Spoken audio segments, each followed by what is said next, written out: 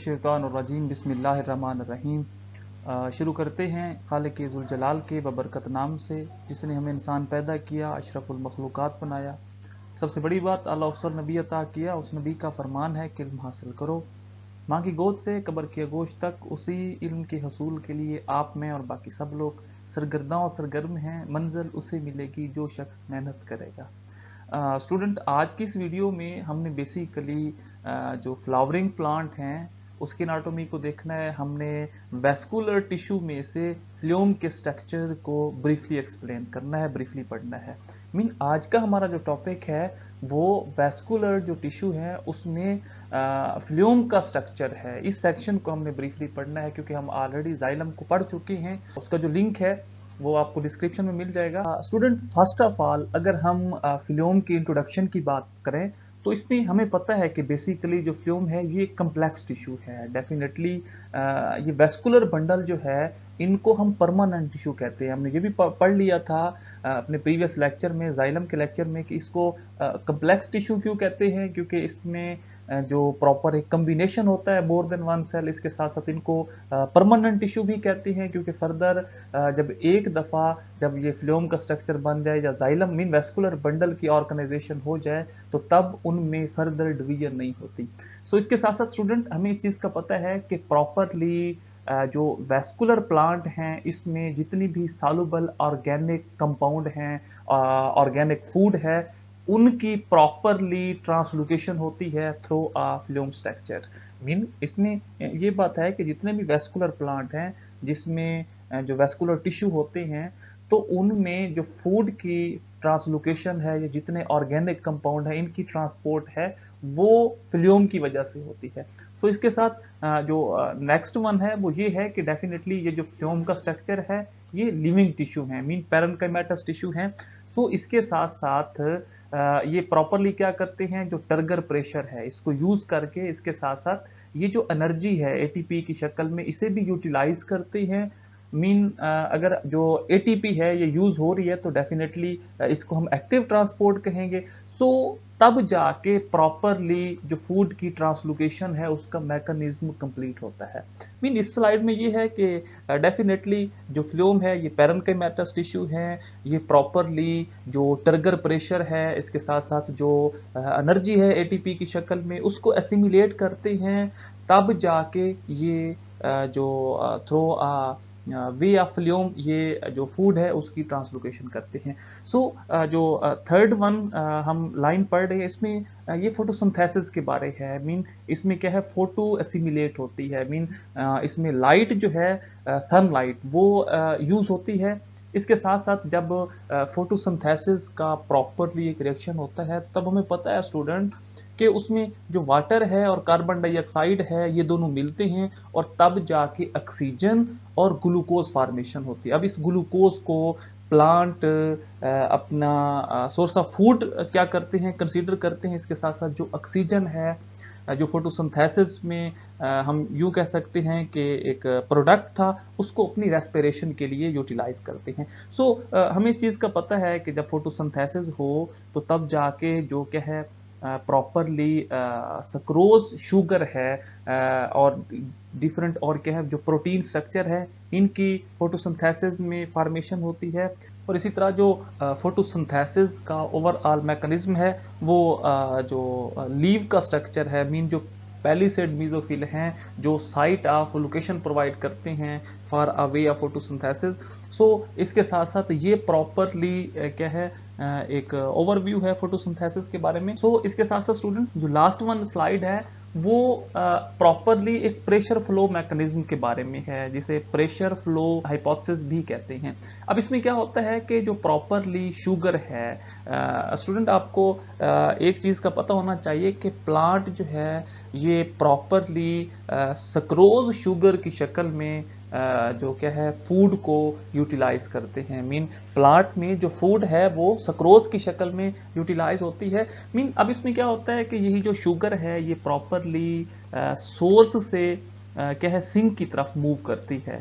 तो अब इसमें स्टूडेंट क्या होगा, हमने ये पढ़ा है कि जो प्रॉपरली प्रेशर फ्लो मैकेनिज्म है इसमें ये है कि जो हम यूं कह सकते हैं कि जो फूड है वो ऑलवेज मूव करती है from a source to sink. अब सोर्स कौन सा स्ट्रक्चर है, मीन जिधर प्रॉपरली फूड की अकोमुलेशन हो रही है, मीन हम ये जो लीव स्ट्रक्चर है इसको हम सोर्स कह सकते हैं। मीन फूड का जो सोर्स है वो लीव है। और इसके साथ साथ जो फ्लोएम का स्ट्रक्चर है ये प्रॉपरली इसमें क्या होती है, एक्टिव ट्रांसपोर्ट होती है। ये हम ऑलरेडी पढ़ चुके हैं कि इसमें एटीपी की शक्ल में जो एनर्जी है वो यूटिलाइज होती है। देन तब जाके क्या है जो ट्रांसलोकेशन है फूड की वो कंप्लीट होती है। और इस पूरे के पूरे हम जो एक हाइपोथेसिस है इसको प्रेशर फ्लो मैकेनिज्म कहते हैं। और इसी तरह स्टूडेंट अगर हम सिंक की बात करें, अब सिंक वो स्ट्रक्चर होगा जिधर से जो सोर्स से जब फूड जिस हिस्से की तरफ आएगी उसको हम सिंक कहते हैं। अब जो सिंक है वो रूट भी हो सकता है और इसी तरह जो ग्रोइंग फ्रूट हैं वो भी सिंक का स्ट्रक्चर हो सकता है। तो ये प्रॉपरली एक इंट्रोडक्शन है। तो इसी तरह स्टूडेंट बेसिकली ये जो फ्लोएम का स्ट्रक्चर है ये ट्रांसपोर्ट करता है ग्लूकोज को, अमाइनो एसिड हैं या इसके साथ साथ कुछ और भी सब्सटेंस हैं, from a source mean leaves to sink structure mean root, shoot, fruit and seed.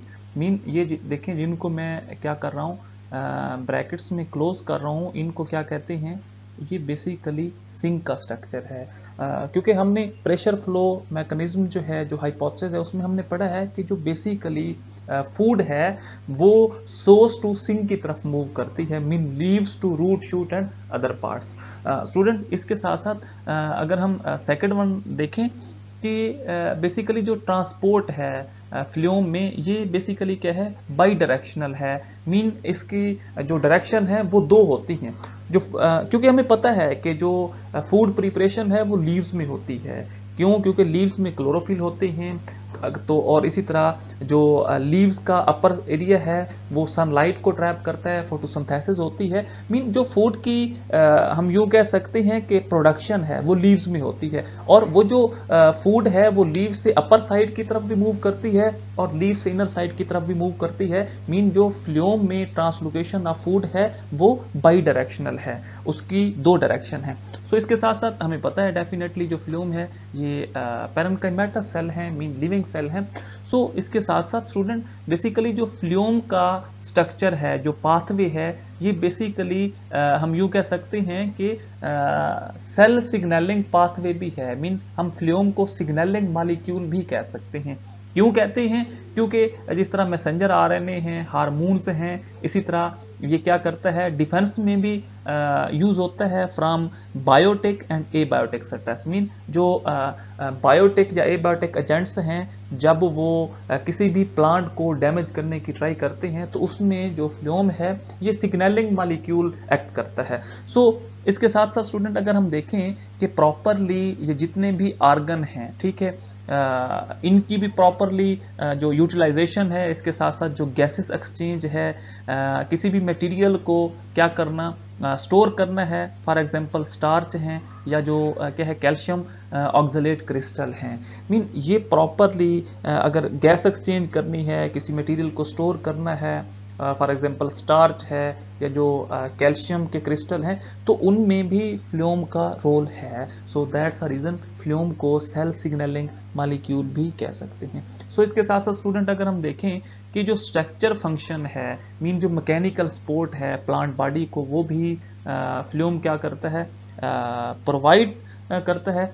इसके साथ साथ स्टूडेंट अगर हम देखें कि जो बेसिकली फ्लोएम के पैरेन्काइमेटा सेल हैं ये always give rise to meristem. Mean phloem के जो पैरेन्काइमेटा सेल हैं इन्हीं से क्या है जो मेरिस्टेम है वो ओरिजिनेट होता है। मीन ग्रोइंग टिश्यू फर्दर क्या करते हैं, ओरिजिनेट करते हैं। फॉर एग्जांपल तब ये क्या करते हैं, फेलोजेन या कॉर्क कैम्बियम की फॉर्मेशन करते हैं। मीन हम यूँ कह सकते हैं कि बेसिकली जो फ्लोएम की हम यूँ कहें कि राइज अप होना या फ्लोएम का बनना ये बेसिकली सेकेंडरी ग्रोथ है और तब जाके कॉर्क कैम्बियम जो है वो अराइज होता है। सो इसके साथ साथ स्टूडेंट अगर हम वुडी प्लांट की बात करें, फॉर एग्जांपल जो पर्टिकुलर ट्रीज हैं, तो उसमें जो फ्लोएम है ये क्या करता है, inner most layer of the bark, mean bark की इनर मोस्ट लेयर बनाता है जो फर्दर जाके वुड का स्ट्रक्चर अराइज करती हैं। इसके साथ साथ हम यूँ कह सकते हैं कि जो फ्लोएम है ये प्रॉपरली मेरिस्मेटिक टिश्यू को ओरिजिनेट करता है, तब जाके कॉर्क कैम्बियम जो है स्टूडेंट, इसकी फॉर्मेशन होती है।